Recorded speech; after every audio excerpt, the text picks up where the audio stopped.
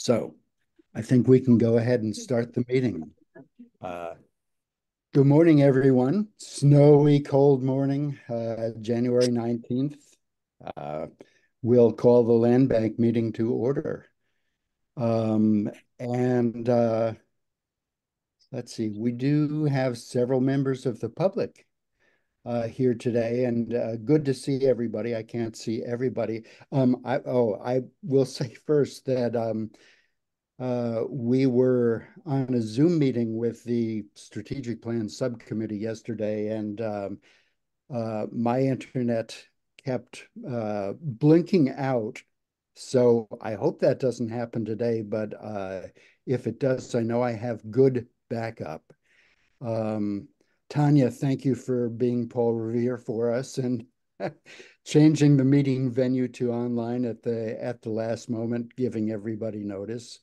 Um, and let's see, one of the reasons we switched is that we are down to four commissioners now, since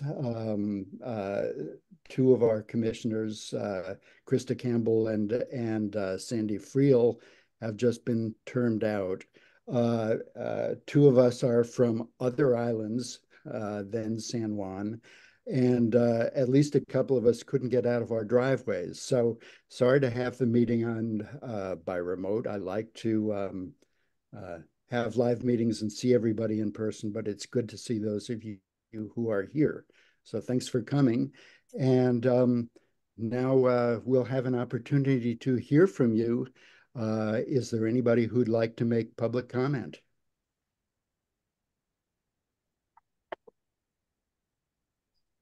Tracy Cottingham.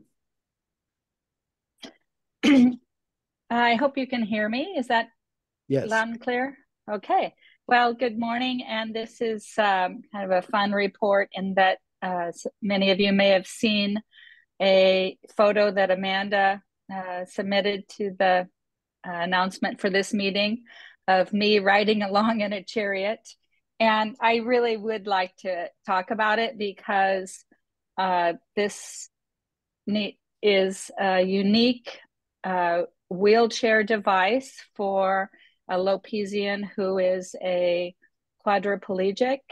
And the Carrie Chenoweth is the husband of Perry Heffelfinger. I think I've got that correct. They've been on Lopez potentially 6 years full time, 10 years in that range, neighbors of mine. And before Perry's a bicycle accident, very, very avid hikers. And so this was a Christmas present to Perry. The wife is Perry, the husband is Carrie, to get that straight. And he really wasn't sure if it would be a suitable present and work for her. So in talking with them, I suggested a test drive, and there's one wheel on that, and it kind of has a brake on the device, and it's like even easier to use than a wheelbarrow.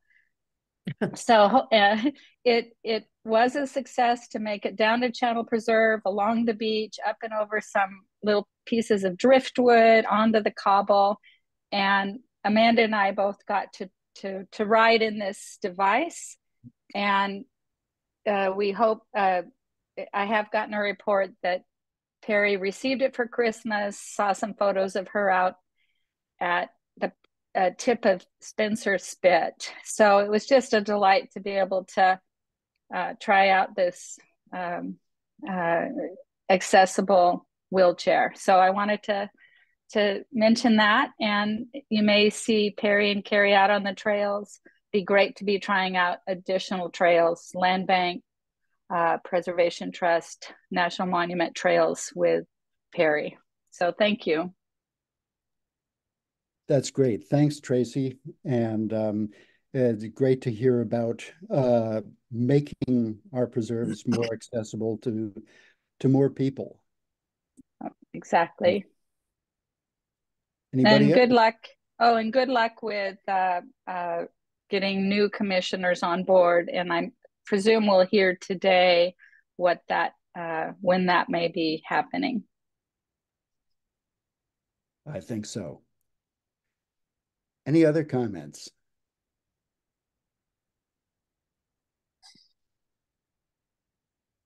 No? Going? Okay. Well, good to see you all here.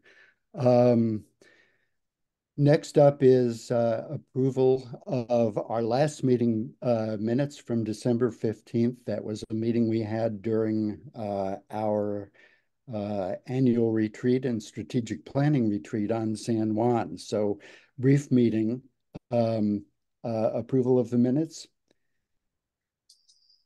Any changes, comments? I move that we approve them.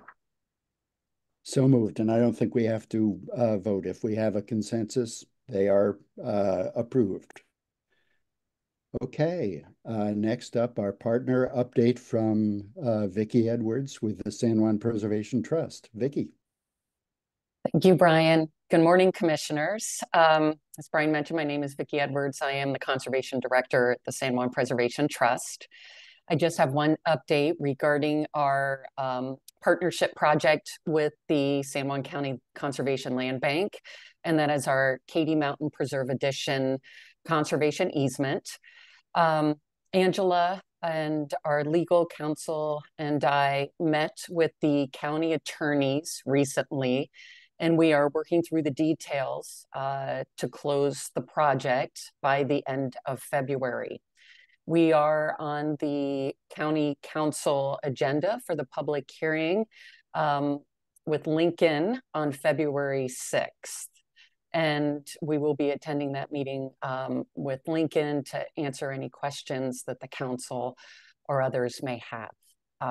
But we are looking forward to finalizing that project by the end of February and completing, this may be our 26th project together, which is quite extraordinary and really speaks to the value of our partnership and conserving the special place.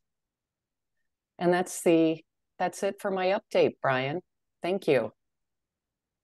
Brian, can I ask you? Yes, Lincoln. I just wanted to ask Vicki a question.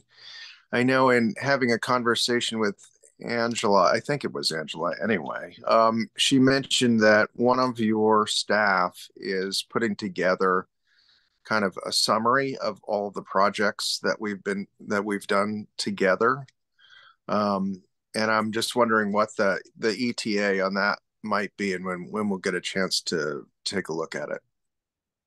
Yeah, thanks for asking about that, Lincoln. And yes, Kathy Knowles, our acquisitions specialist, has been working over the last few months on pulling together all of that information. And of course, as you all know, our relationship and our partnership of our project work has gone back since the early 90s. And so we have a lot to share. And we're hopeful that we'll have that done sometime in February, Lincoln.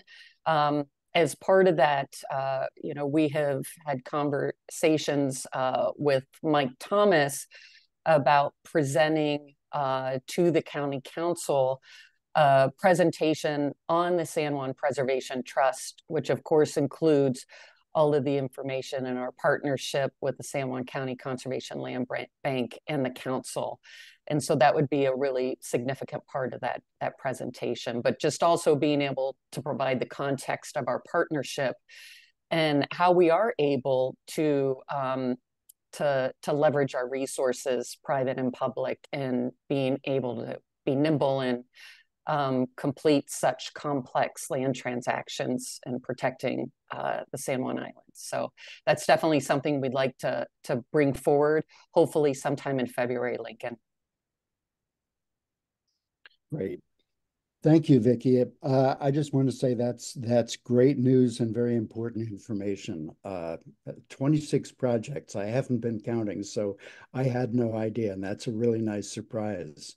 Yes. And I think it's going to be really important that we bring that stuff out, that information out to the public. Because through our the recent surveys that we've done, it's come out, and I think we kind of knew this, but the surveys really confirmed that a lot of people continue to confuse the land bank and the preservation trust. And so I think we need to do some work on clarifying that. We're both good. It's a strong partnership, but folks need to better understand how that partnership actually works and what it means. So that will be really important information, and we'll work on that this year. Thanks. Great. Thank you, Brian. Okay. Next up, we have chair and commissioners reports. So I'll call on my fellow commissioners for comments.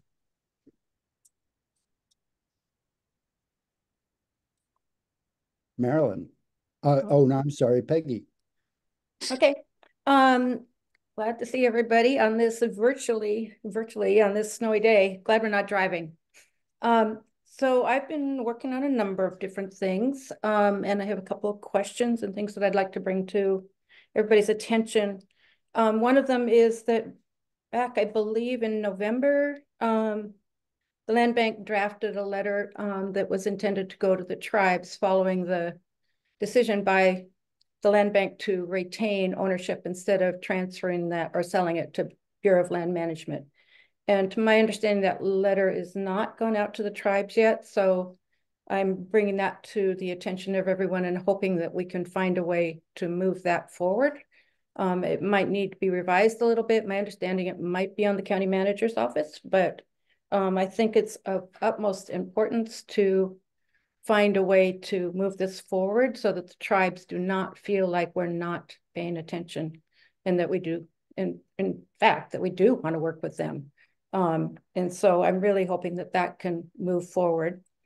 I'm also really hoping that we're going to have a meeting between BLM, the Land Bank, maybe WFW, the county, following up on the hunting accident over here on Lopez on BLM lands. And so there was conversation about bringing the land managers together to talk about what we can do to try to avoid this in the future, because it was a fatality. And I'm not necessarily talking about a bigger public meeting, but as a start about a meeting between the land managers. People are still really confused, and so many people refused to go down to the south end until all hunting was over. So it was pretty traumatizing here on Lopez. Those two things. Tim and Amanda and I had a ton of fun planting acorns out at Higgins. That was really fun, and I'm really hoping some of them are going to come up. So we were really, Doug, thank you for providing us with some Lopez acorns. And what else? Been working on thinking about renewal. And another thing that's I've been talking to folks about is trying to put together a focus group about agriculture and the land bank. The Ag Summit is coming up, which is an annual event for members of the ag community. And this year it'll be held on Orcas. Can't remember the exact dates, in March, and it'll be out at Orkila for 2 days. So I'm starting to talk to some folks, including Charlie, about at least having a land bank table there, but also maybe convening ag representatives of the ag community to talk about the land bank and agriculture, what we're doing well, what we can do better. So I'm looking forward to doing that in March. There we go. Great. Thanks, Becky. Brian, I just want to provide a couple answers. Yes, the tribal letter did go to Mike Thomas some time ago. And he did respond to me that he would be working on it and getting it to council, but I haven't heard anything since. That was shortly after the last time we talked about it, and redid the draft of that letter. It went over to him, so it's been over there for a while. Christine may have some more information on it. I'm not sure. Secondly, the Ag Summit is March 8th and 9th. The Land Bank is a sponsor of that event, and we are going to have a table. So we'll be there and be able to provide all kinds of information to folks. I think that's a great idea to have some kind of focus group either preceding or I don't know if we can do that during the event, but at some point, I think that's a great idea for us to do. And last thing, just regarding new commissioners and timing, and Christine may get into this, but I'll just jump in. So on the 22nd, on Monday, the liaison assignments will be made. And we'll be working with whoever the liaison is from the council to the commission. With the commission chair, myself, will be interviewing the candidates, and the hope is to have those nominations come back in front of council also at that February 6th meeting. So we should have them on board certainly by the next commission meeting.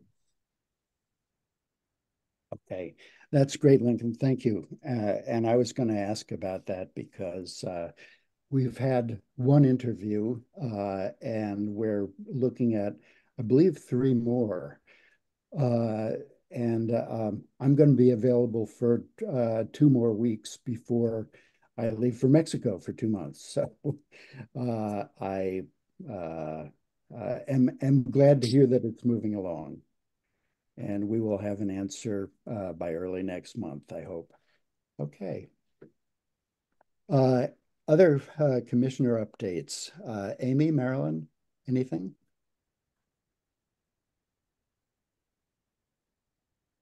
Just briefly, as Brian knows, I've been newly appointed to the Strategic Plan Committee, so working on the details of that and really looking forward to getting that to the full commission as soon as possible and out in front of the public for comments and critique, suggestions, whatever. I really am looking forward to that element and thinking about renewal. And as far as my goal to visit preserves, I have to admit I haven't been off San Juan Island for, it seems like years, but I've been visiting our local preserves on San Juan and looking forward to getting back to the other islands when the weather turns. Thank you. Good opportunity for a snowshoe tour. And I'm glad you're on the Strategic Planning Committee. Thanks, Marilyn. Okay, a couple of things that I wanted to comment on. One is that the county has just released, for those of you who haven't seen it, its 2023 year-end review. And for those who haven't seen it, I would encourage you to look it up on the county's website, because as a piece of public information, it is a bang-up job.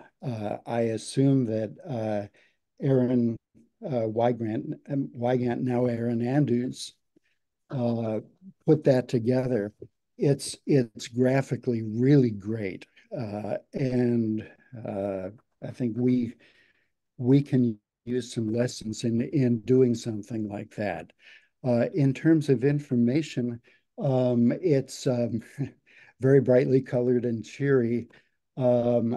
I have to say I was a little bit disappointed in the presentation of the Land Bank's 2023 accomplishments because the presentation seems to be one of those kind of by the numbers things.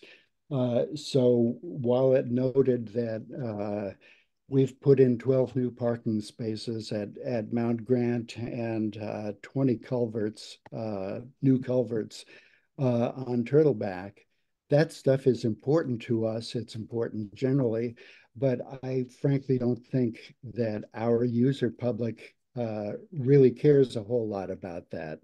There was no mention of our current premier projects at Watmo Bay, Katy Mountain, and the North Shore Preserve. All really important and I think exciting to the public. We're anticipating improvements and eventual openings at those places. So I would hope that the land bank would have a little better input into that process in the future. In any case, I'm sure that we'll put out our own information to the public because those are important things.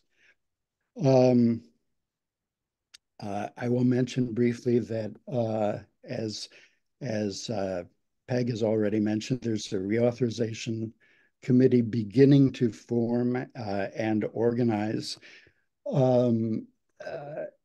I think they will provide the campaigning for the land bank reauthorization. Our job as commissioners and as staff is to continue doing what we do, doing it well, and providing information. So I kind of see my role in that as trying to communicate information from the committee back to my fellow commissioners to the extent that you're not directly participating, or you may be. But being an information liaison and making sure that we as the land bank provide the best public information that we can and remain completely transparent and effective in our communications throughout the year. Let's see. One of the things that Lincoln's going to talk later a little bit about our strategic plan and our progress with that. I think you'll see a draft of the plan soon. But one of the things that I wanted to mention is that we have just gotten the results back from the Engage survey that the county helped the land bank to do. And that was a completely volunteer call-in survey. And we got an amazing 600 results on the survey. Great turnout, very good feedback. And I wanted to mention a couple of the highlights of the feedback. Overwhelmingly, the public's preference for land bank, the importance of land bank activities is environmental protection, agricultural preservation, and access to recreation, in that order. Where actually environmental protection was definitely the public's highest ranked priority, with both agricultural preservation and access to recreation as kind of tied in second place. Very important to the public. Another thing that was highlighted by members of the public who participated was the importance of face-to-face staff interactions in the preserves. I've said this before, but our stewardship staff are the face of the land, the public face of the land bank, and you've made some real good relationships for us, and I think that the survey results demonstrate that. You've been great representatives and continue to be good representatives of the land bank. Marilyn, go ahead. Brian, I just wanted to step back a second to the previous subject, if you don't mind. Yeah. You mentioned the campaign to renew the land bank, and I wanted to ask, I know I keep bringing this same subject up, and I'm just sort of really obsessed with making sure that we're following all the protocols that allow, well, every person on this screen, I'm sure, cares about the land bank, and we want to make sure that we are separating our roles as staff or commissioners in this organization from efforts to renew it. And I just want to continue to emphasize where those lines are and make sure that we are proving to the public, that we're able to show to the public that we are, following the rules of engagement. So I don't know whether that takes a memo or somebody continuing to hammer this into my head. It may be only me that is so concerned about the bright line between these two functions, but I just wanted to bring it up. Thank you. Yeah, I thank you for bringing that up. It is very important, and I think we all want to. Well, we are all paying attention to that. In a conversation with Peggy the other day, Peggy asked if we could have a representative from the public prosecutor's office come in and speak to us about legal actions in general and kind of the parameters of our operations. But we are all aware of the distinctions in this case.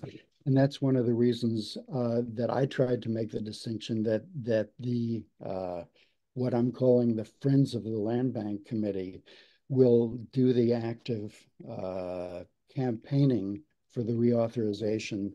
The land bank will do its job and continue to provide public information as we have, and hopefully better.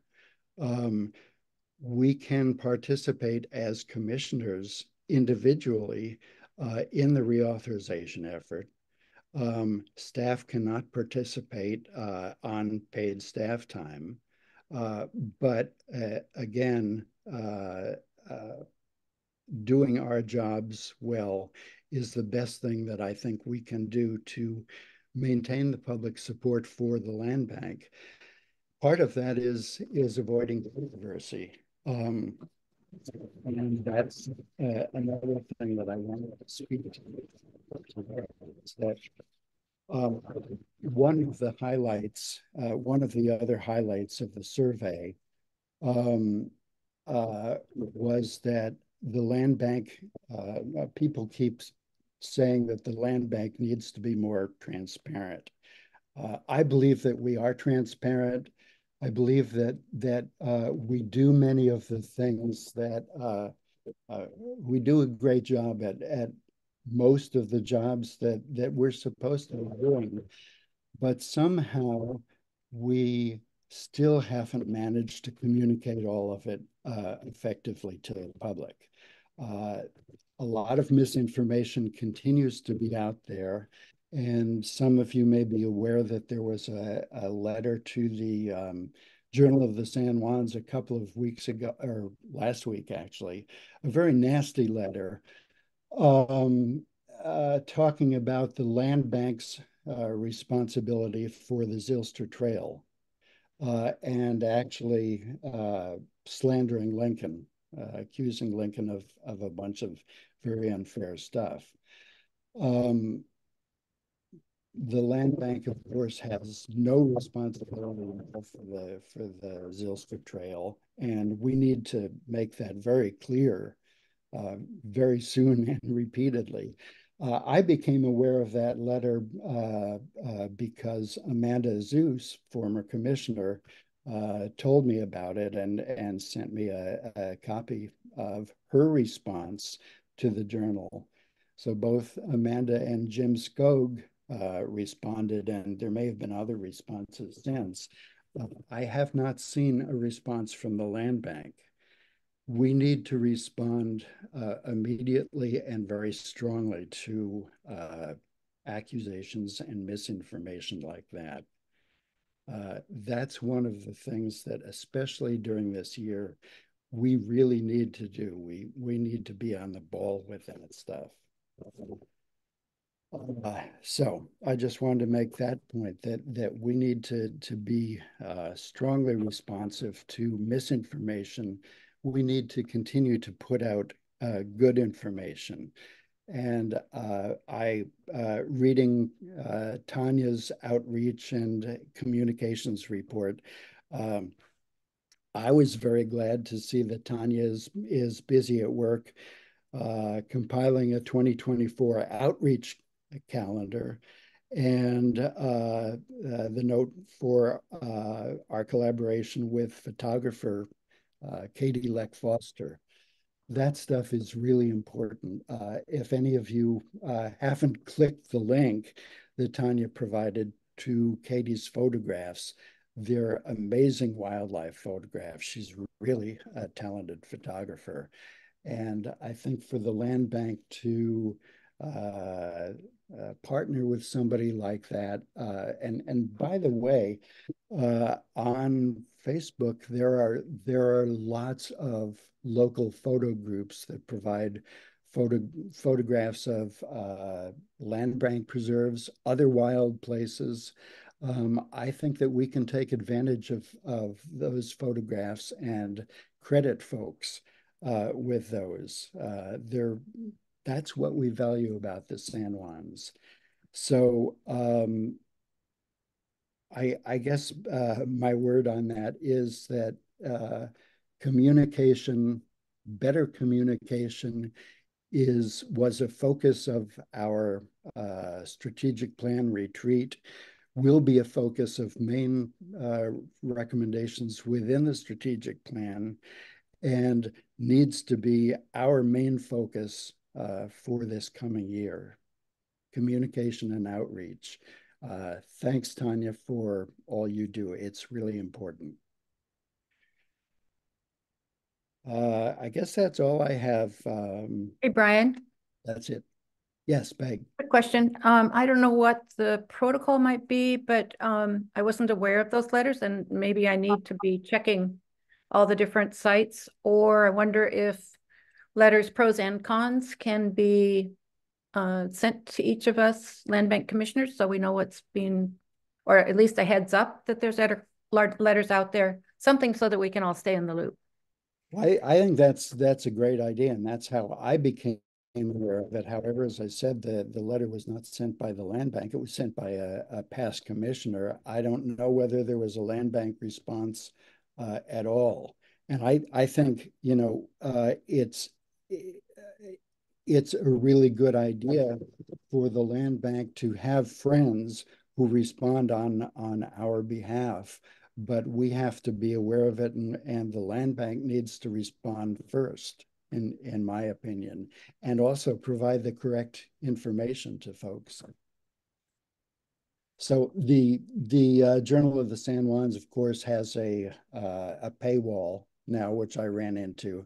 So I stopped being able to read the letters aside from the link that Amanda sent me. I assume that we, that is land bank staff, can get in and read the journal.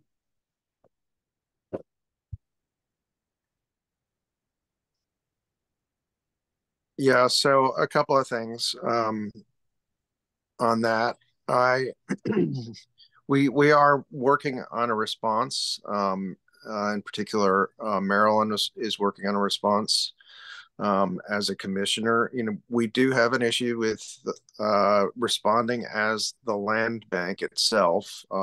We have to go through the proper channels in order to do that, and it just takes time for us to be able to put something out. So for commissioners to do it is a lot more effective and can be a lot more responsive.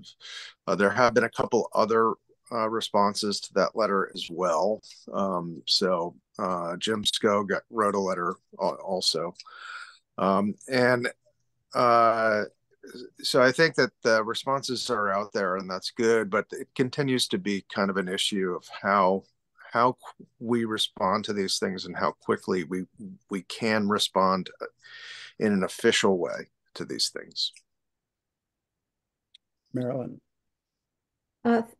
Thank you, Brian. Yeah, I do have a draft of a letter, which Tanya just informed me yesterday is way too long.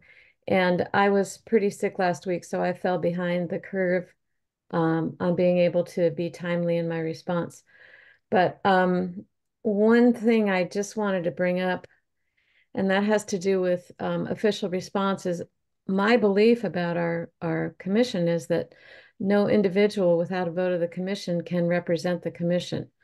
And so we can respond as individual commissioners or as private citizens, obviously, But we don't really have the authority unless we are together in a group and we vote to give one of us the authority to do that. That's the way I interpret the workings of the commission. So, you know, to me, that's a little bit problematic, which kind of puts everything back in the executive director's lap, which is not necessarily where it should be. So I think that's just a little fuzzy. And I'm always trying to follow the rules, which sometimes gets me in trouble. I have a different question, and I don't know when. Let's conclude this conversation, then I'll ask my other question. Thank you. Okay. Yeah, I think your interpretation is right, Marilyn, that each of us can respond as individuals, not for the commission. As far as the land bank needing to go through channels for response, I'd like to know more about that. And maybe we can talk more in the future, Lincoln, so that I can understand that better. But I think that a response to something like this a week or 2 weeks later may do more harm than good, because hopefully some issues like that may be forgotten by that time, and you don't want to kick a sleeping dog. So I think prompt response or no response. Okay, Marilyn, go ahead. Yeah, that's been my feeling as well. And I sort of segued from that into, do we want to be writing letters to the editor throughout the year on various land bank issues as individual commissioners, just to get more in the habit of that stream of communication? That is one thing that I considered. The other totally related but different subject I wanted to raise is that we right now have a commission of 5 people. And my understanding of the Open Public Meetings Act is that any majority of those people talking about a subject or making decisions, even if it's a sequential meeting, would not be allowed. So I wanted to make sure that only 2 of us at a time are having discussions. And what I really would like, and I mentioned this to another commissioner recently, is I'd really like to have training available on Public Records Act and Open Public Meeting Act for the commission. I see Lincoln's hand up, so maybe that's already been arranged. Yeah, I've sent a letter or email rather with the routing form that we use with the PA's office, requesting that they come and give the commission that training, as well as talk about the reauthorization campaign and what commissioners and staff can and cannot do. I haven't gotten a response yet. I'm hopeful that maybe we'll get somebody at that February meeting, but I don't know yet. Good. Thanks, Lincoln. Okay. Anything else from committee? I'll just add, and I think this is obvious, is that hopefully we'll have the new commissioners on board, because that's an ideal time to get everybody all prepped and informed. So thanks for taking that step, Lincoln. Okay. If that's all of the commissioners' reports, I think we're up to the council liaison report. Council Member Minnie. Good morning. Good morning. Happy New Year. Thank you, Chair Weiss. Welcome to your new role. I look forward to working with you this year. Thanks. Let's see, I'll start with the draft letter to the tribes before getting into what I had already prepared. It has not yet come to council. I think for, to tell the story, which isn't really a story, we really have only had one regular council meeting since early December. So we actually have not met much in that, in a capacity that would have allowed that to come to an agenda. But now that we are talking about it, I will talk about it at our next council meeting. I will ask where it is and make sure that we get that moving forward. In the same vein of having only had one regular meeting, I don't have a ton to report, because I would say it was a lot of housekeeping, but there was one always fun agenda item, which was the approval of nearly $2 million in lodging tax awards that went to, I think it was about 38. Oh, don't quote me on that. Various nonprofits and upcoming events. And it was a lot of money for a lot of good organizations and fun opportunities. Council did have a short special meeting, and at that special meeting, we did set a public hearing for the consideration of a resolution to sell the conservation easement for the Katy Mountain addition. And that public hearing will be February 7th. I think. I'm pretty sure it was February 7th. And we did elect our new council chair for the year, who will be Jane Fuller, and I will step into the role of vice chair. We are going to hold our annual retreat on the 22nd, which you all know very well. And that is when we will choose liaisons to the boards and commissions. And in that vein, the plan is, which Lincoln already did tell well, is that we will, or after that time, we'll hold interviews with candidates for the new Land Bank Commission positions and get those appointments on the most, or the next council meeting possible. And San Juan County Year in Review. Yes, that was Erin Andrews. That's all Erin. And I was going to mention that too. So maybe after I get done with this, I'll put a link in the chat to make it easier for you to get access to that. Great. Any questions? Peggy. I know this might be impossible to predict, but you think you might be able to get the interviews done before Brian leaves early February? I think I'm hopeful for that. I see Lincoln shaking his head. Yes, it's not an overwhelming amount of interviews to be had. So I think it will be pretty reasonable to accomplish. Okay, thanks. Thank you. Yep. Anything else? Did I hear somebody? That was me. Hey. Christine, thank you very much, and thanks for your work with us. Thank you, Ryan. Okay, next up we have the Land Bank's annual financial review. Aaron, you ready to step up? Yeah, sorry, I wasn't expecting the school system to be closed today, and I don't have video. But that's all right. I'm going to share my screen and we'll get into it.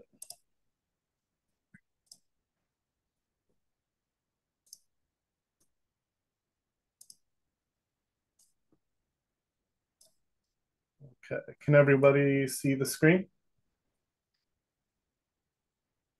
Yes. Okay, great.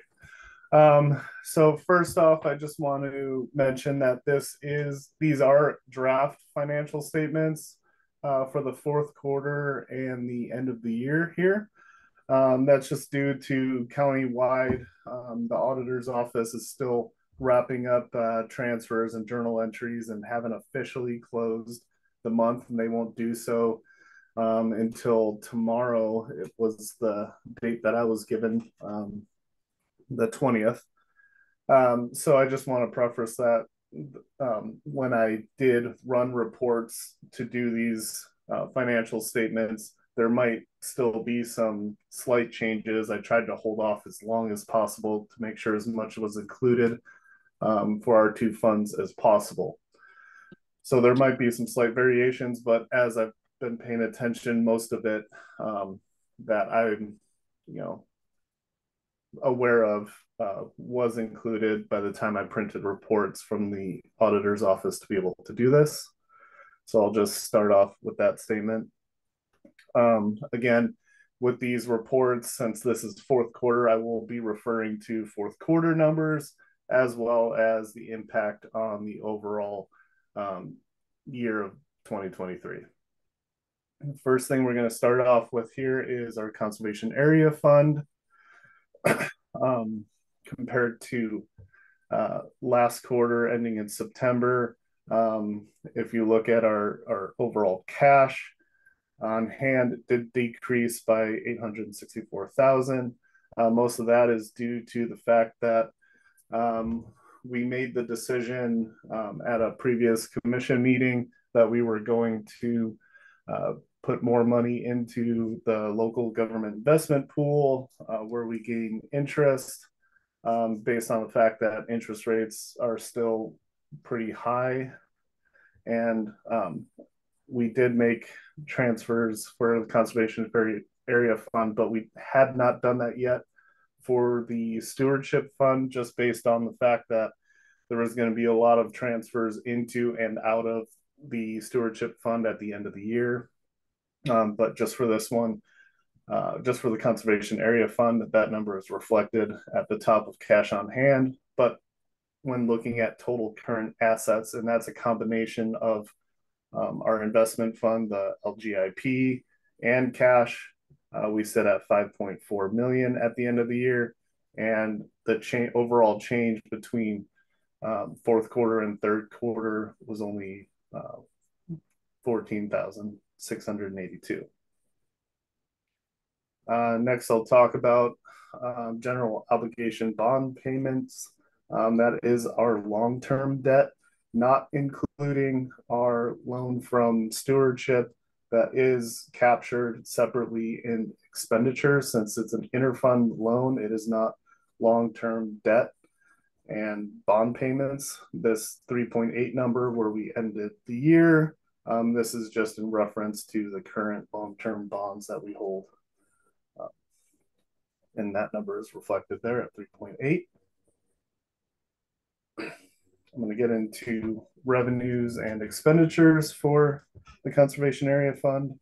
The first item of note, we did have the budget for 2023 set at 4 million. By the end of the year, we ended up eclipsing that number and beating it with 4.3 million. So we did have a strong fourth quarter for REIT revenue, so that is fantastic. Throughout the year, we were even concerned that we weren't going to be close to that number, and in the end, it ended up beating the budget number, which is great. December was a little bit low, kind of not usually the typical to be that low for a December, but in the end, it's all positive in the fact that we did beat budget for 2023. Investment earnings, again, this number, 196,000. That's great for the year. This is partially the reason why we had decided to put more money into LGIP instead of holding it in cash. And we will continue to make transfers quarterly to hold a cash on hand in the conservation area fund around $1 million, and then everything else will go into that investment account, so we can continue to earn as much interest as possible while rates remain high. This 354,000 in conservation buyer program, just to remind everyone, that was for the sale of the conservation easement on Lopez Hill in the first quarter. Just if you guys were curious or needed a little reminder of what that specific number was for. Looking at expenditures, transfer to stewardship, that number is our $500,000 annual endowment fund transfer to stewardship, and along with the transfers to site enhancement and operations, which is what we put in on a quarterly basis to fund operations by stewardship. And that goes directly to cash, does not go to the endowment and interest and investment fund in the stewardship fund. So that's the total there. That final number that we transferred to stewardship is based on actuals. That's why the fourth quarter number that we send to site enhancement, we do have a budgeted number, but when it comes to fourth quarter, we have a calculation that takes cash minus expenditures minus operating revenues such as plant materials, grant revenue, lease income, things like that, those type of revenues, and then subtracts that from our management expenditures and gives us an actual number of how much needs to be transferred to cover those expenses. So that's why the number in the fourth quarter ends up being different from the previous 3 quarters in the month. I'll mention again the interfund loan debt service. That's, as I mentioned, that is the number that's captured for interest and principal on that stewardship fund transfer for the acquisition of Glenwood. So we were able to get 122,000, almost 123,000 in interest, and that will go back into our endowment fund along with that $1 million principal transfer. And finally, admin percentage for the year sat at 7.34%. So that's great after all the adjustments and changes, CBA with the union, everything that we spent in conservation. Admin expense ended up being 7.34%. So that's great. Before I go on to the stewardship fund, are there any questions regarding the conservation area fund? Aaron, can you just remind me what the term of the interfund loan is? It was $3 million over 3 years. 3 years. So 2026 is the final year? Yes. Okay, thank you. Okay, so we will now move into the draft financial statement for the Stewardship Management Fund. Again, I'll point out, if you're seeing this big number of holy cow, $1.3 million in cash, that is because we made the transfer. We moved the 1.12 million from the Stewardship Fund loan repayment into the local government investment pool, LGIP. We had already made that transfer. What I haven't done yet, and the reason we still have $3 million sitting in cash, is because just waiting for this year end to close, so we have a final number, so then I can transfer more money back into our endowment fund. And the idea is to hold cash at 1.5 million in the stewardship fund at all times, and then quarterly we'll take a look at where we're at and we'll make an investment transfer on a quarterly basis based on that. So that $3 million number, that will change. We won't carry that much cash on hand. It will go to the endowment fund so it can gain interest.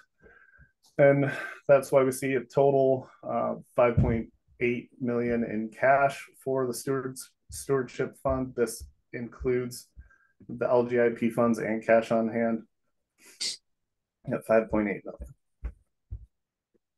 And we do not have any long-term debt or liabilities in this fund. This is purely for stewardship activities.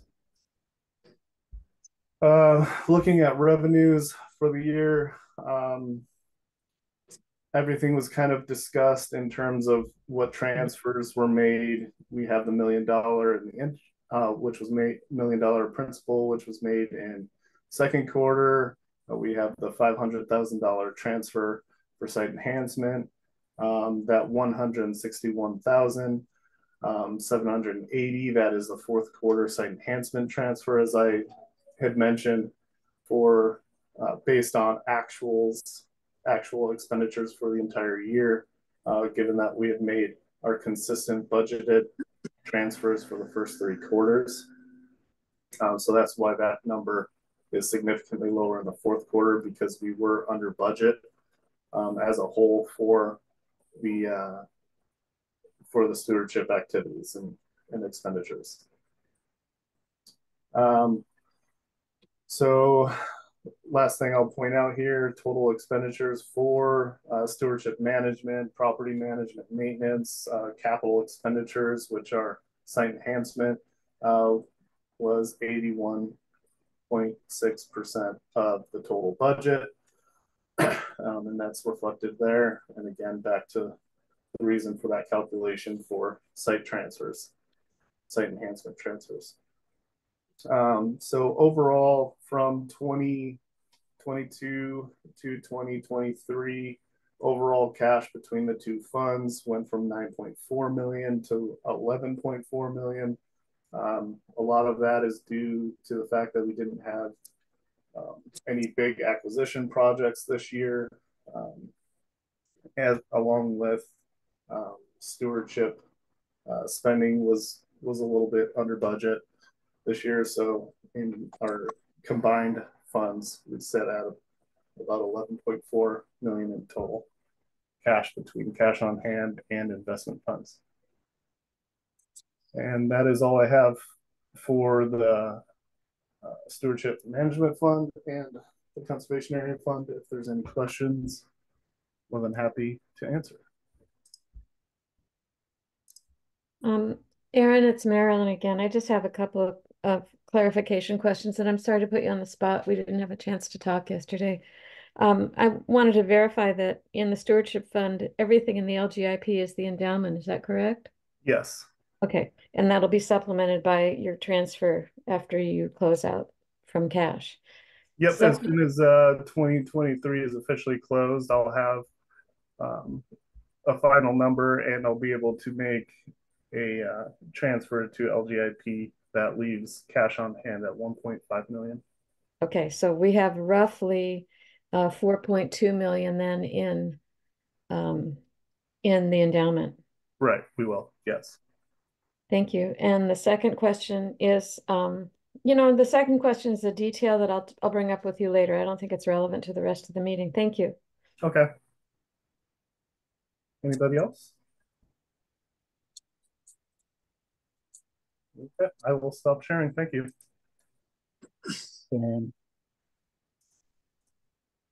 Okay. Okay, thanks. Lincoln, you ready to go with the director's report? Sure. I don't have a whole lot to report other than the strategic plan part, which is very much still in progress. So a lot of details are yet to come, but we did have a committee meeting yesterday to talk about revising a really pretty preliminary draft that we got from the Triangle folks, and made our way through it. We did not get all the way through that draft, so we're going to have to have another go at it. And I'll invite other participants of the committee to chime in here, but I'm going to go through a few things that we did talk about and where we stand with it. And I'm going to ask Hillary actually to jump in too in a bit, just to outline the process going forward, so we have a better idea of when we're going to finalize, when we're going to come up with drafts, etc. So I'll throw that in your lap, Hillary, when we get down there. I think one of the things that Brian pointed out was really important, that this process has been pretty successful, I would say, in getting outside views of the land bank. In particular, the interviews that we conducted, I think we ended up with the additional ones that we did, close to 70, 66, 7, something like that, which is great, really good effort to reach out to the community, and not just to land bank supporters, but across the spectrum. And so we, I think, got a lot of really good information from those interviews. There are a lot of opinions out there, that's for sure. I would say we've got a lot of favorable opinions, and we've got some real challenges for sure as well. With regard to the Engage survey, having those 600 responses, that's great. I do want to throw out a note of caution in that it's not a public opinion survey. This is not something that's statistically defensible in any way, shape, or form, and you can see that in the responses, which in general are pretty good if you look at population across islands. I think we've got good representation. Age groups is another good way to compare, to see, you know, who's responding to the survey. You know, our respondents trend a little bit older than the general population. I think one of the big differences is when you look at who responded and who's actually using land bank properties. A large proportion of the respondents are more than irregular users, but actually regular or frequent users of land bank properties, and we know that that's just not, that does not extend to the overall population. I don't think we have, you know, 8,000 regular users of land bank properties. So I think we got a disproportionate number of folks who are very interested in the land bank who responded to this survey. And that's great, because, you know, they're really, they form the core of our constituency. And if we're going forward with a strategic plan, it's really important to know what those folks think. And I think that's tempered by what we heard with some of the interviews. So that will help us address challenges that we've got going forward. As far as the strategic plan itself, I don't know if I'm going to go through how much detail I'm going to get into here, and you can ask questions or stop me, but really the way this is structured is that we've got, first of all, you know, the background, vision, mission statements. We had a bit of a breakdown in going over the vision statement part of this yesterday. I think we did come to some agreement on a mission statement, but we're going to have to take another crack at that shorter, more overarching vision statement. So you'll be hearing a bit more about that in the coming weeks, really. And I'll ask Hillary to contribute on that subject. But working your way down through the strategic plan, we've got goals. So we have a number of overarching goals in different areas that have come across. And so that's been broken down into 5 basic categories of communications, community engagement, land acquisition, organizational, operational, and stewardship. Those are the program areas, and we've got goals within each of those. I'm not going to, well, actually, I'll just read through the goal statements so you have an understanding of where we are on those. But understand, we go from the program area to the goal to the strategies, and then we've got a number of action items that follow off of those, and we're still discussing how to incorporate those action items or whether those should go into annual work plans. So that's will be something for you to think about when you get to actually see a draft of this. But as far as the goals go, I'll just go through those quickly. For communications, the main goal is to build or enhance the community's understanding of and support of the land bank. For community engagement, it's to increase community ownership of and participation in the land bank. Land acquisition, it's increasing conservation to maximize the island's resiliency and health, and organizational to cultivate an efficient, equitable, and sustainable organization that leverages staff expertise and community partnerships. And for stewardship, it's to manage lands with intention and consistency. Those should sound familiar to you as we went over all of those at the annual retreat. But building off of those, we've got a number of strategies, and then, as I said, first year actions. So any contributions from committee members after yesterday's meeting? Just want to open the floor for that. No. Well, thanks for helping. That's great. I think only Anne Marie got that from the reactions I'm seeing. At this point, I think it'd be good for Hillary to just give us an outline of where she sees us in terms of this process and where it's headed, and what some of the endpoints might be. Sure. Thank you, Lincoln. It's nice to see everybody again. And yeah, we had quite a meeting yesterday. I want to just thank the planning committee members again for hanging in there with us through this process. It was a bit of a sausage making experience yesterday, but I think the sausage is very, very close. Just to talk about the process, just to kind of put it in context, as all of you know who participated in the retreat, we came out of that retreat with most of the content of the strategic plan. We at Triangle put that content in kind of a nice format that the planning committee reviewed and discussed yesterday. So that's kind of the step that happened there. In the interim, I think it's important to note that we had additional interview responses to integrate, and we had the Engage survey results to consider and think about how or whether to integrate sort of new information that came out of that. So yesterday's meeting was a lot about the committee responding to recommendations for how to do just that. And we got that done, so that's great. So the strategic plan is going to reflect what we heard both in the interviews as well as the survey.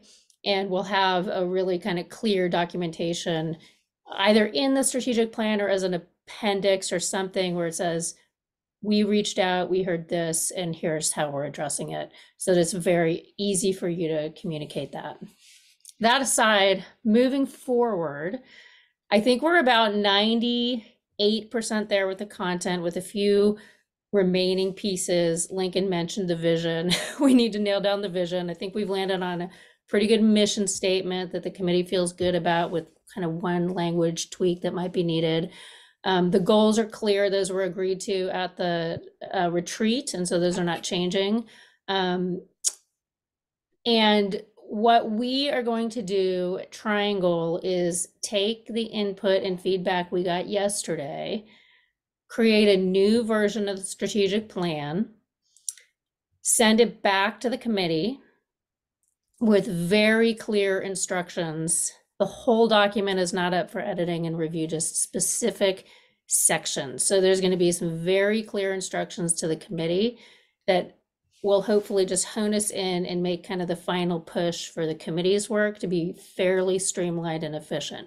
So the committee members can look for that sometime next week. My goal is no later than Wednesday. Then the committee needs to really kind of make the final tweaks and changes, respond to our instructions. I'll give the committee a week. Does that sound, committee members, if that doesn't work, chime in, but I think a week is probably enough. Then we'll have a draft that's ready to go to the commissioners. And so just kind of looking back, a week for the committee to kind of respond to our final requests. Triangle will need a couple days to kind of massage that feedback, and then it'll go to the commissioners, primarily for kind of oh, any red flags that the commissioners see. It's not going to be, the ask is not to do kind of intensive editing. All of that work is done. It's more that the commissioners need to buy into it and support it and give it the thumbs up. So that's going to be that review process. When that's completed, and Lincoln, a week for the commissioner review, does that sound reasonable? Mm-hmm. Okay. Yep. So that's going to be kind of maybe second-ish week of February. So we'll have clear dates soon, I promise. But I would say around the first or second week of February. Then it's going to go out for public review. And when it goes out, and this is a process that is not being led by Triangle. So our role will end when we create kind of the clear draft that's in a really nice, graphically beautiful format with pictures and images, and it's going to be very nice. That's the version that's going to go out for public review. And at that point, it's really in your hands to kind of manage the public review process. If any changes are needed at the end of that process, we're happy to take care of them. But we'll just kind of hand it over to you to manage that piece. So I think that's enough. I'll pause and see if there's any questions or comments. Marilyn? I just want to ask a question. If we are talking about a 1 week period during which the committee members will review it, and I assume we'll have a meeting during that time, then we have a 1 week period in which the whole commission reviews it. And can we have a special meeting in order to have a conversation among ourselves to keep the ball rolling during that week or at the end of that week? Marilyn, are you asking for a special meeting of the commission or the planning committee? No, I'm asking for a special meeting of the commission because that would need to be advertised ahead of time. And just with the only subject to come to agreement on what we want to send back to you at the end of that week, because otherwise you end up with 5 different sets of comments that you need to incorporate into something. And if we're acting as a commission, we need to do it in a meeting. Yeah, I think that sounds like a good idea, and I'll leave it up to you all to determine if you want to do that or not. I will just say that our hope, the committee's hope, is that this commissioner review is really a kind of a head nod, like, hey, yeah, this looks good to us, and it's not an in the weeds editing process, because this document is the result of the entire staff and commissioners at the retreat. So it's not going to be that the commissioners are doing red line editing of the document. It's more that they're looking for anything that's like, oh, wait, that's not okay, or that's not okay, any red flags. So that said, it sounds like it would be a good idea to have a special commission meeting. So I'll kind of leave that up to you all to decide. Peggy, go ahead. So our next meeting is February 19th. Is that correct? Is that a good time? Do we need a special meeting, or would that work in the timeline of things? In my thinking, it just has to do with how quickly we're able to get this accomplished and moved on to the public process. If we were going to have a public hearing at a regular meeting, just jumping ahead, then we wouldn't end up having that meeting until our regular March meeting, which is the 3rd week of March. I don't know whether there's any way to push that forward, but I just want to be aware that any action of the commission, such as approving this plan, needs to happen in a commission meeting. So that's all.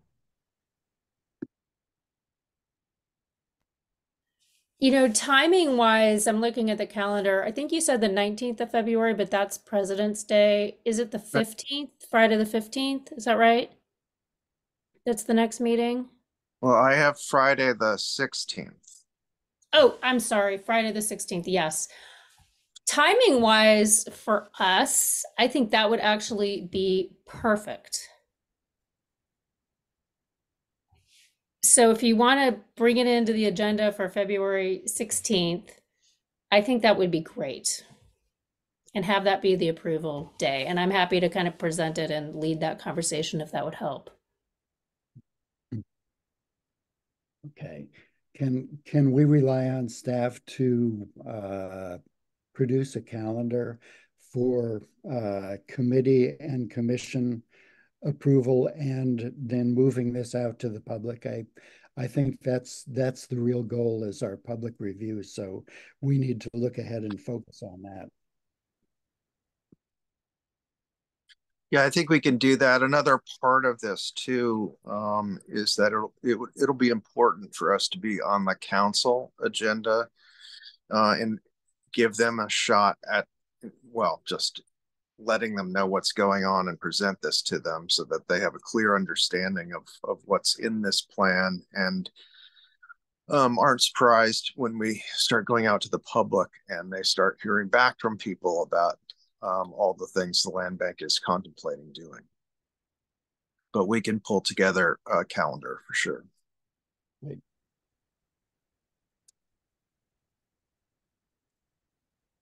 Okay. Any other commissioners on the Hillary's presentation or on the plan? Okay. I just want to say that I'm very pleased with the progress of the plan and the way it looks. For those of you who haven't seen it, the plan is only, what, Hillary, 6 pages, I think, something like that. So it's not a long document to review. This shouldn't be too daunting. But there are a lot of heavy concepts and actions in it. As I say, I feel very positive about it. So although I won't be here for the next couple of months, I think it's something to look forward to. Be pleased to bring it out. I want to bring up one other issue for discussion.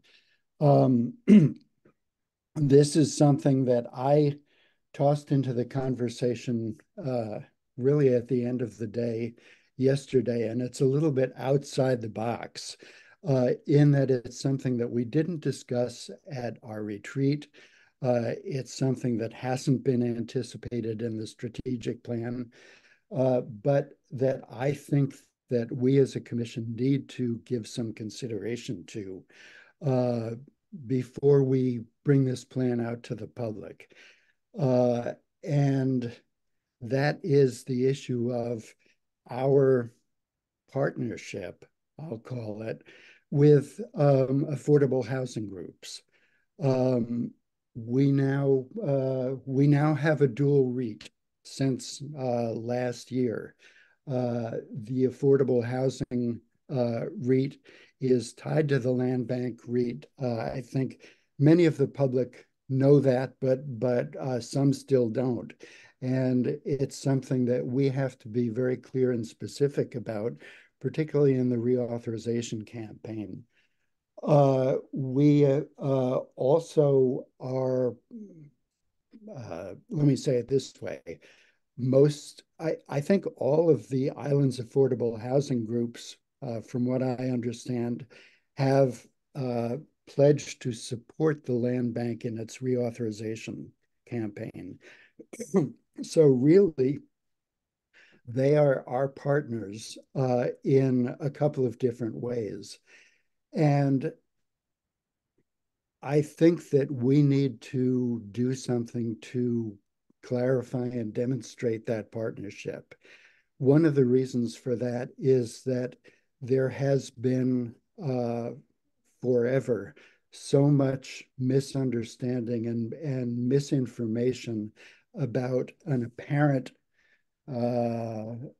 opposition between natural land preservation, the conservation that the land bank does, and land available for housing, especially for affordable housing. I think that we need to be proactive and dispel that misapprehension. And so I suggested yesterday that we need to, I believe, we need to incorporate one goal or policy in the strategic plan just to speak to our partnership with affordable housing groups and what that relationship means. Hillary suggested, since this isn't currently in the plan, we need to have some discussion on that. And I'd like to have that discussion today and get to a commission consensus on whether to move forward with incorporating that kind of a goal. So I'd like to do that now. Now let's see, it's 10 to 10. Do we want to take a short break before we go ahead with that discussion, or do you want to go ahead now?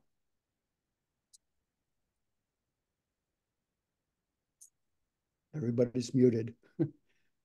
Yeah, Marilyn, go ahead. I think we should go ahead, and here's my opinion. I agree with you, Brian. I think this is really important, and I think that the way to handle it is as a footnote, not necessarily at the end of the document, but if we're talking about the description of the land bank, perhaps it needs to be a small footnote related to that, so that we're acknowledging the relationship, but that we're still keeping this document where it needs to be, which is focused on this organization. A starting point. Anybody else? I would agree that that's a really important issue. And I guess I'll leave it to the strategic action plan about, or committee, about how it fits into the overall plan, because again, I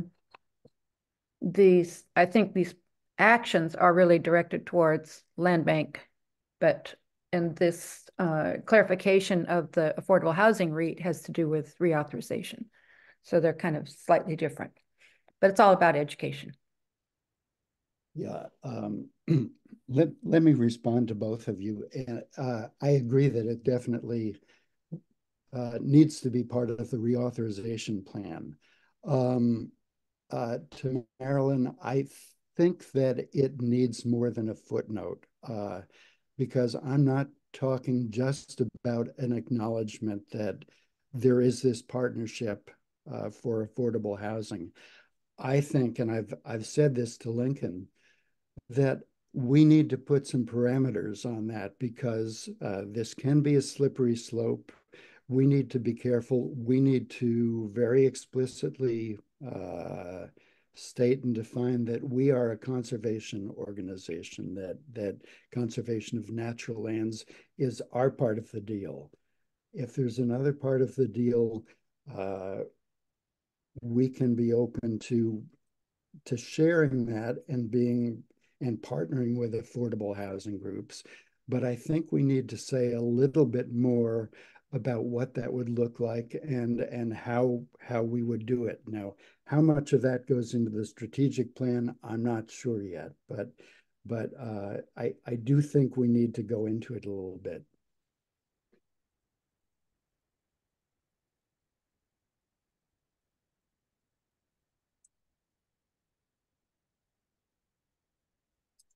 The silence is deafening.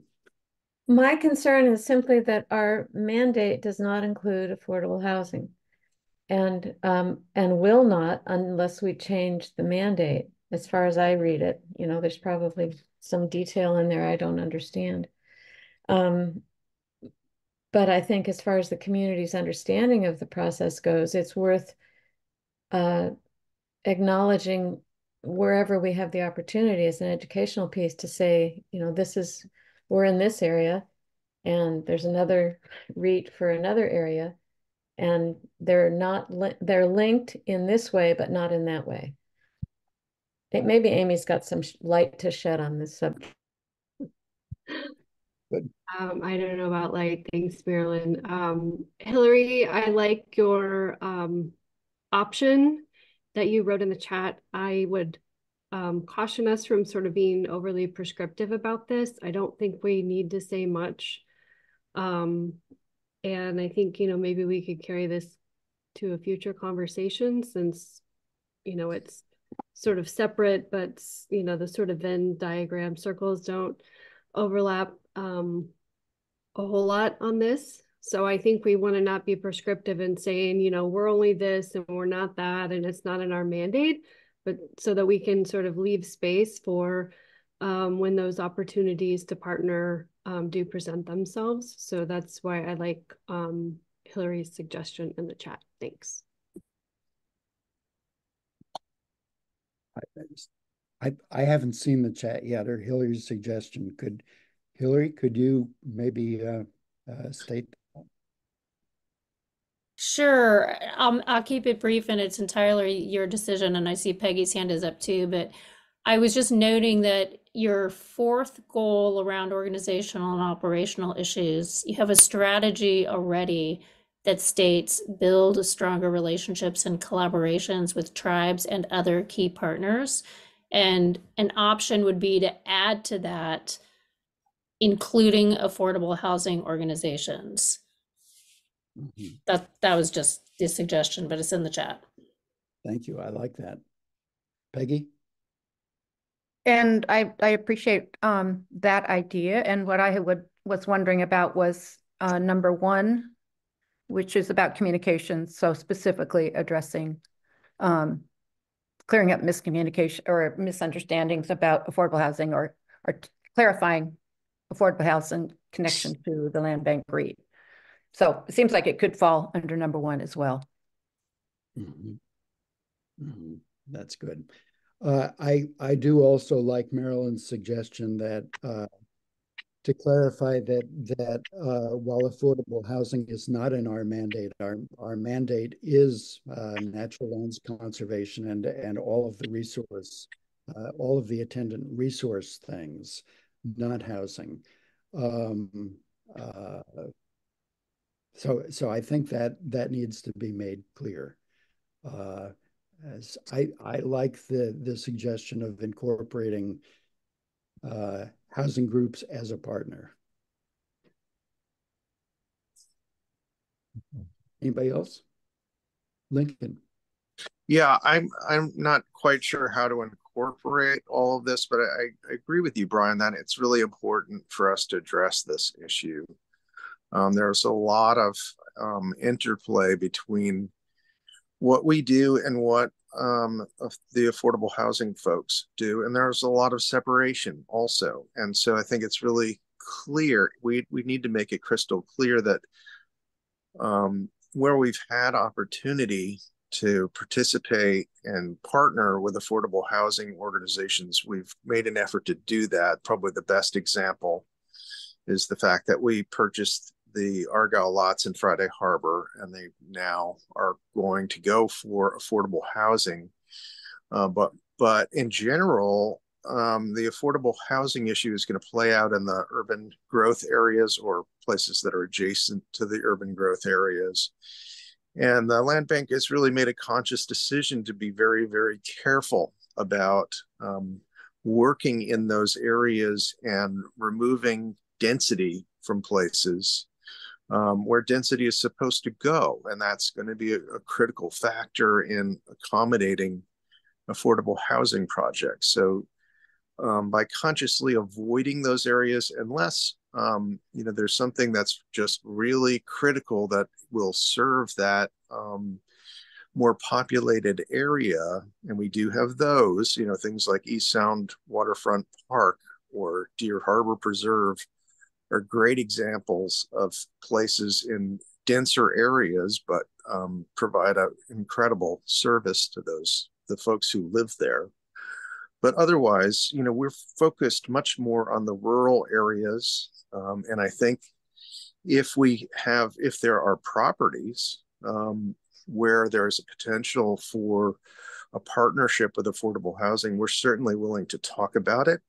Sometimes that works, sometimes it doesn't. We've been through this a number of times where it just hasn't worked because it doesn't meet the needs of affordable housing groups or efforts on particular properties.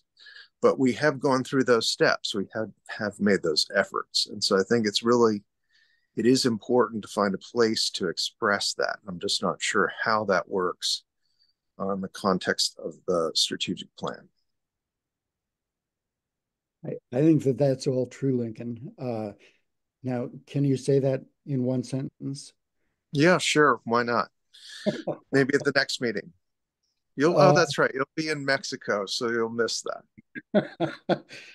Um, I think that that's true, and I really do think that we need to encapsulate and capture it. I don't know how much should be in the strategic plan and how much should be in information that the land bank puts out to and through the reauthorization committee. We need to figure that out.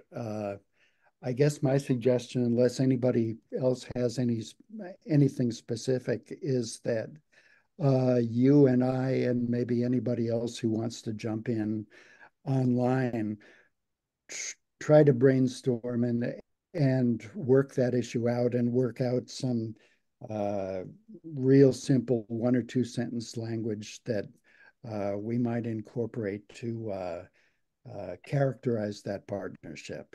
Does that sound good? Yeah, everybody? Peggy? Yep. Okay. Sounds good. And then maybe we can look at that when we do get together again, or maybe you get together on the next strategic plan committee meeting. Okay, we'll do that. Thank you. How about a 5-minute break?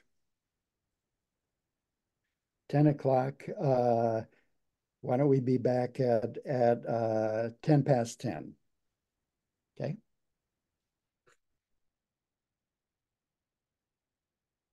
Getting there. Peggy back with us? Well, let's move on. Any other thoughts before we go on to the stewardship report? Did you raise your hand, Marilyn? You're muted. No? Okay. All right. Well, we're a little bit.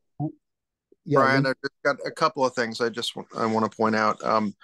We do have some acquisition projects moving forward, and we'll be working on those. One is a donation that's actually surfaced down on the south end of San Juan. It's a conservation easement donation adjacent to an existing conservation easement project. So we'll be working on that and more to come. Also, we are going to be moving forward on some other projects, which we'll come back to you with. I just want to note that we are coming into grant application season.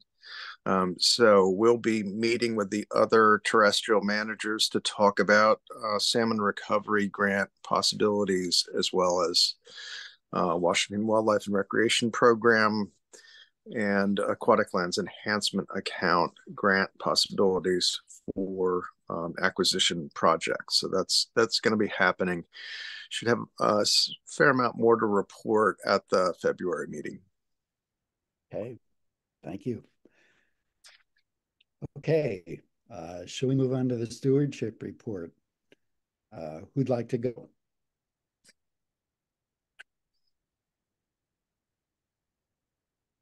Hello, this is Charlie calling in. Hey.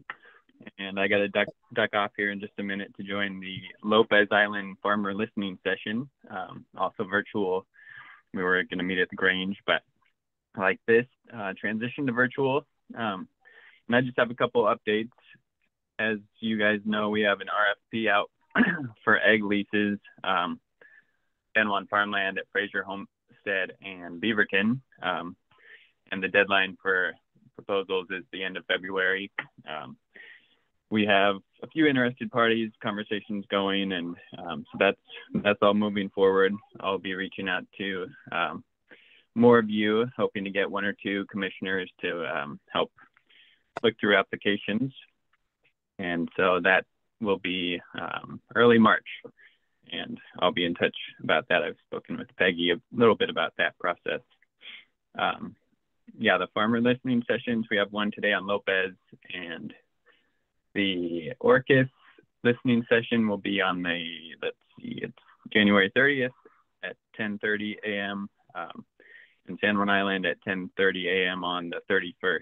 So if anybody would like to join, it's an opportunity to hear farmer and ranchers challenges and how the ag community, it's sponsored by the ARC, can support those farmers. Also mentioned was the Egg Summit on March 8th and 9th, and we are sponsoring that.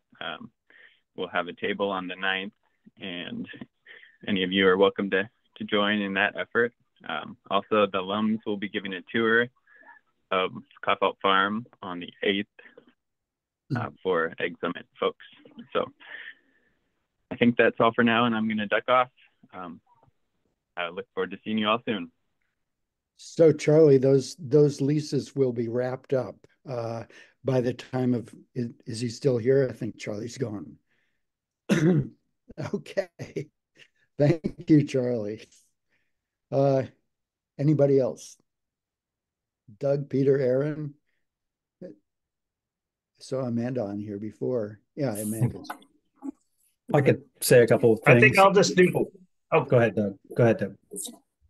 Mine's really short. I'm working on sending out a note right now. I don't know if anybody else was kept awake last night by trees crashing and branches coming down and shattering. Carrie and I were almost hit by an alder falling yesterday afternoon on Boyce. There are lots of reports of trees down. I'm imagining the preserves are going to be a mess. So just if there's any of you who, once things have stabilized, please don't go out right now. If you're getting out and around, and you can just let us know what we're coming across in the next few days as things get safe and stable. That'd be really helpful just to get some sort of heads up where priority are, where hazardous situations exist, any of that sort of thing. So thanks. Good. Thanks, Doug. Peter. I just wanted to mention that Aaron Halcomb in the last stewardship report mentioned the possibility that we were going to do a practice burn of the old house at the North Shore property with Orcas Fire and Rescue. We've set February 24th as the date for that, which will allow about a month for outreach and communication with the public. There's a pretty high likelihood that other San Juan County fire departments would participate in that if we end up doing it. But I know there will be some concerns from surrounding neighbors. I did communicate with the immediately surrounding neighbors a couple of weeks ago, and nobody had any concerns about it. But these kinds of things always bring people out of the woodwork a little bit.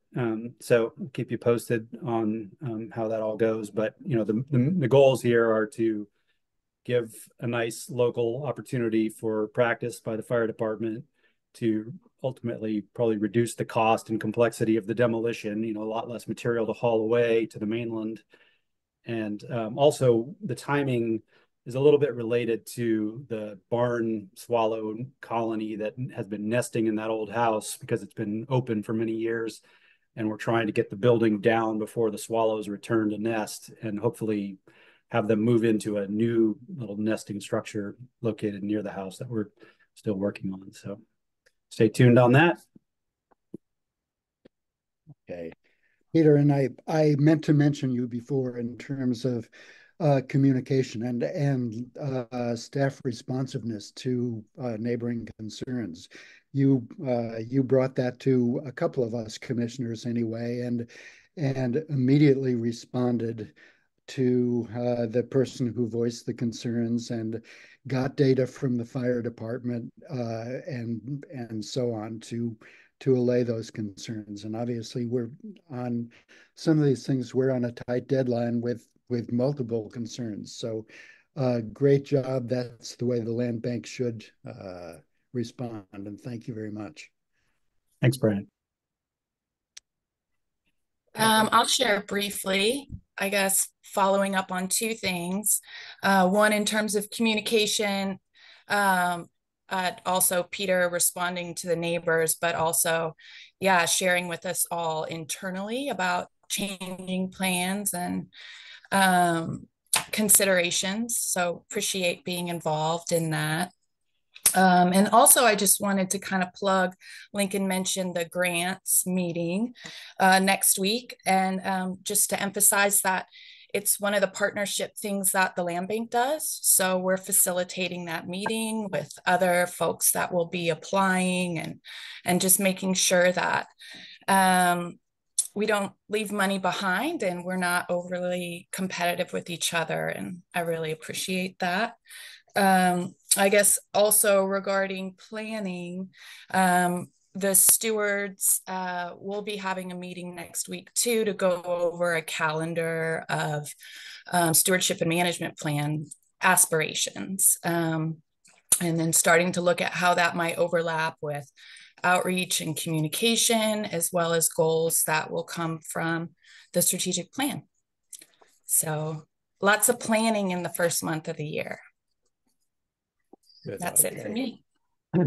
Aaron, that cues me to mention that in the draft strategic plan that we looked at yesterday, there are lots and lots of stewardship first year actions, that is for this year. Which, in my opinion, if we put them all in the plan, will make us way over committed. So I don't know, maybe Lincoln can share that stuff at your next staff meeting and get some idea of priorities so that we can winnow that down a little bit. Thanks, Brian. Okay, thank you. Amanda, hi. Yeah, hi everyone. Still pretty snowy here. I had a work party scheduled for this afternoon at the Spit, and I realized yesterday afternoon that I was going to have to reschedule that yet again. So it will now be next Friday afternoon. Fingers crossed we actually get to go there. We're going to be really putting up a lot of kind of fencing, rabbit plant protection. We're going to wrap the island marble butterfly plots, have individual cages there. And so we're going to finish wrapping those cages in chicken wire and do some protection around some of the other plantings that we've done. I noticed when I was out there a few weeks ago that the rabbits had actually girdled some of the heritage orchard trees that had a pretty thick diameter, but they just ate all of the bark from like 18 inches to the ground. So that's pretty sad to see, because I don't think those trees are going to make it. Otherwise, a lot of office work. We have the Richardson Marsh management plan and draft forms that will probably be coming to you soon to review and comment on. Another meeting with the Washington State Historic Society yesterday to learn about their Capital Heritage Grants program. So this is state funding specifically for facilities. So talking about the house down at Chadwick or Watmow, the Chadwick House.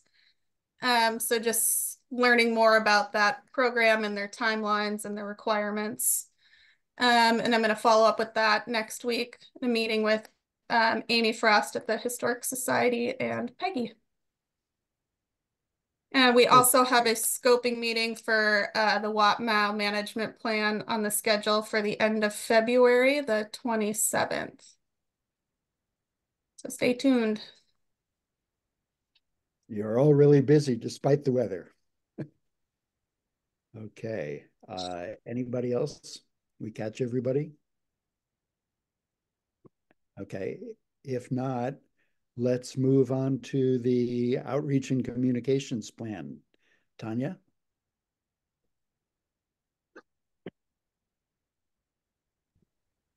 Here I am. I still can't get the video to work. Sorry. Kind of holding steady with everything that was in the stewardship report, just continuing. As Aaron mentioned, there's staff or stewardship staff will meet and talk about everybody's management plans and public meetings and such, and then we'll incorporate that in with outreach calendar, other events that are planned, and then also scheduling openings as they will happen. So it's kind of a hurry up and wait.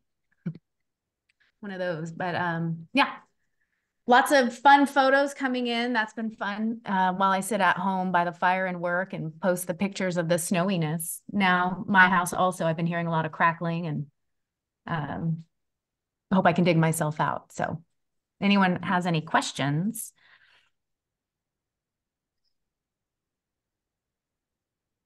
I am excited to see how many people showed up for the meeting today. I don't think this many people would have been at the Grange, I'll tell you that. Yes, that's great. And we're going to give the public another chance before we leave too.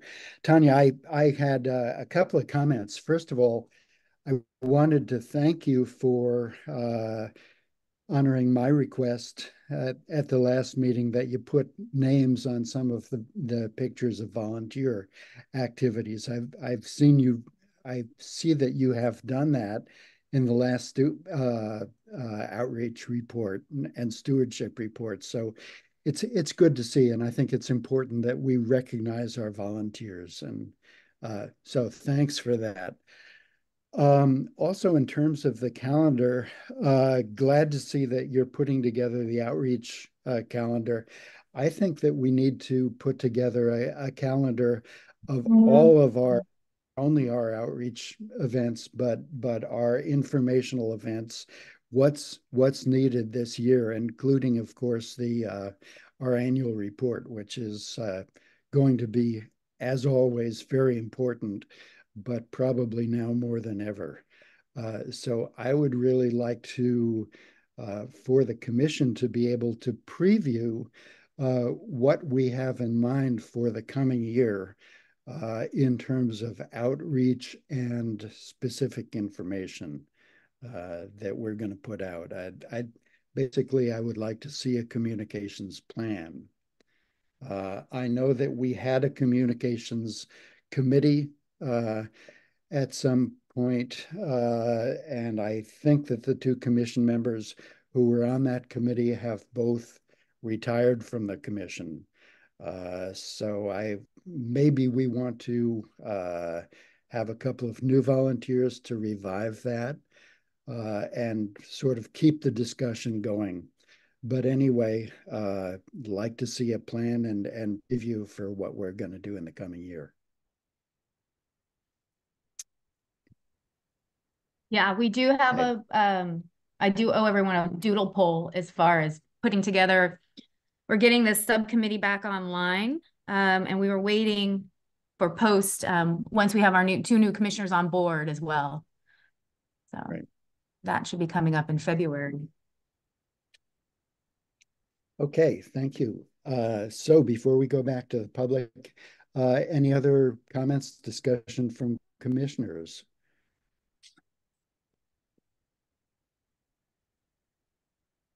All right, hearing none, let's go to a second public comment period. I'm glad we have many members of the public tuning in. Always good to see you and like to hear from you. Anybody like to comment? Questions?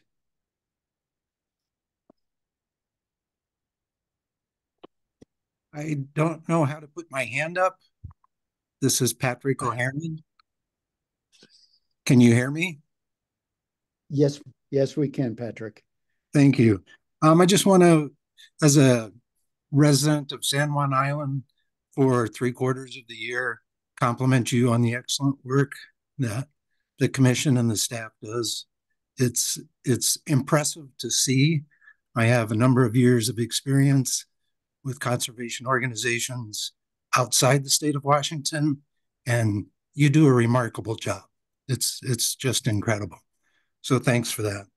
We appreciate the. Thank you. Yeah.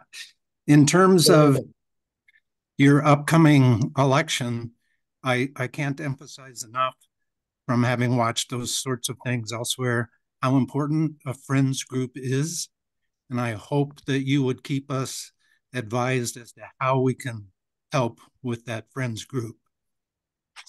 And then lastly, if you indeed have a positive relationship with the housing folks, I'd strongly encourage you to figure out how to support that partnership, because it can turn against you in the election. And if you have that good relationship now, please do everything you can to continue it.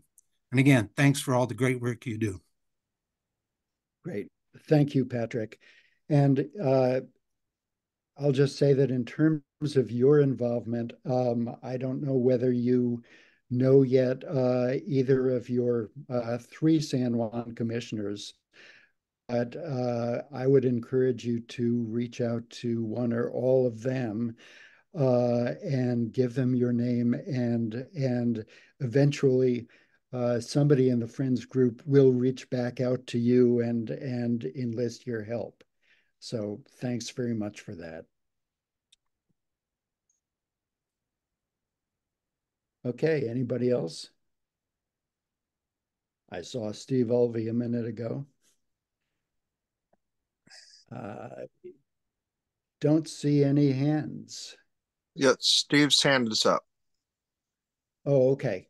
I don't see it. Steve, please. There, can you hear me? Yes. Okay, thank you.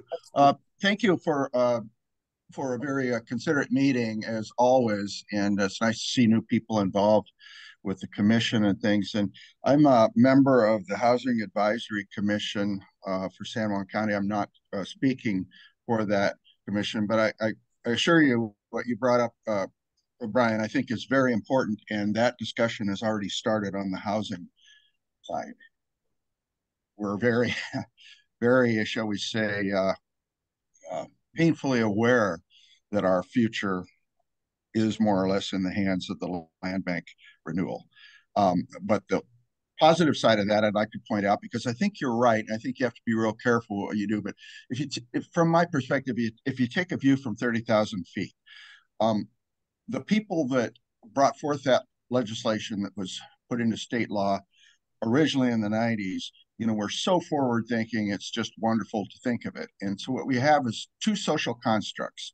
One, and they're both based on the same premise, and I believe in this fervently, and that is that capitalism on these islands in this county cannot provide enough natural landscape land available to the public, nor affordable housing for the necessary workforce. It's a fact, and it's been proven for decades. So in both cases, there's a similarity in that. And I think from that high view, a case can be made that many people would like to see our economy diversified. In order to do that, housing is the key. Affordable housing is the key. Strengthens schools, strengthens everything. And guess what? An increased population of working people and people who live here and strengthen our local economy need places to recreate. They need places to walk. They need places to sit and be with their kids and their families and enjoy it. So from a philosophical perspective, I see a direct connection. I think it's just something that has to be carefully handled, because what it's really coming down to is an election or a ballot measure of sorts. And the politics are going to be a bit ugly. And I think that we can always come back to that positive place as a way to kind of relate to it. But I just throw that in, and thank you for a very good discussion. And it's been nice to hear you folks. Yeah.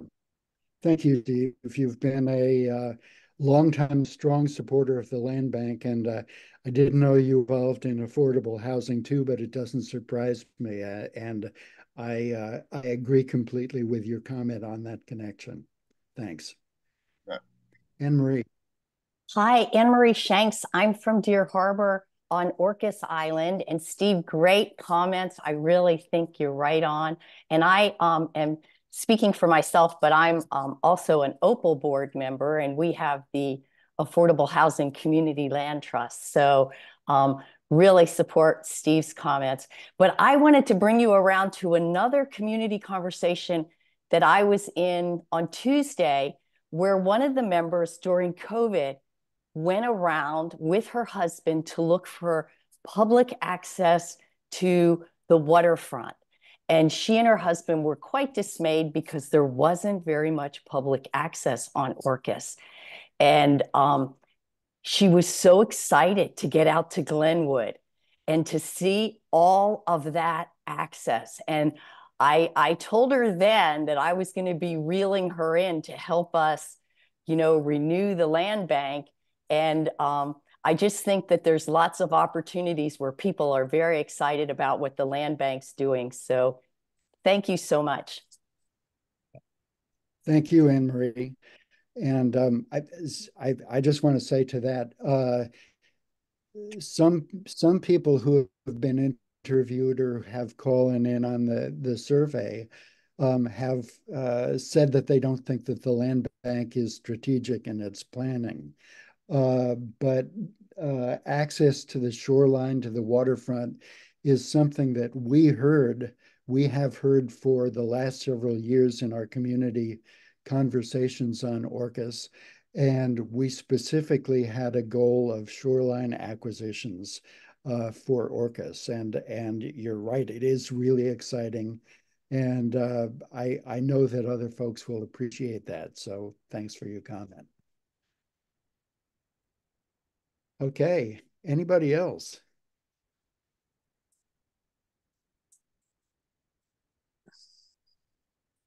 I'm not seeing any other hands. Anybody I'm missing?